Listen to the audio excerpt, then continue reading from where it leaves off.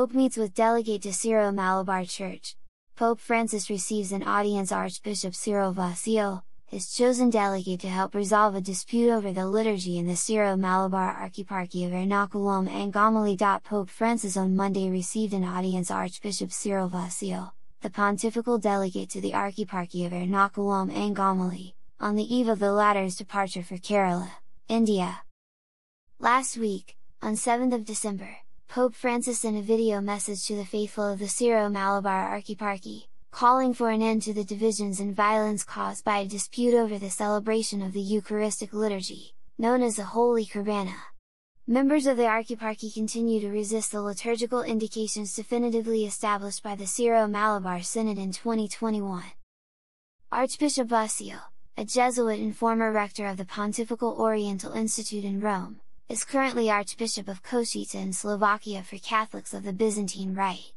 He is leaving for Kerala on Tuesday 12th of December. Last August, he had already been sent by the Pope to the Archdiocese of Ernakulam and Gamali, accompanied by Father Sunny Kakarabalayil, Professor of Canon Law at the Orientale, in an attempt to find a solution to the discussion about the compromise on the single form of the celebration of the Mass, a compromise that has been accepted by all eparchies of the Syro-Malabar Church with the sole exception of the Archdiocese of Ernakulam and Gamali. He came among you, and he too, on my behalf, has asked you to put an end to this fight, to put an end to the opposition and sometimes, to the violence, there has been some. The Pope said in his video message. Archbishop Basil himself suffered acts of aggression by some of the faithful, who threw various objects at him during his previous journey.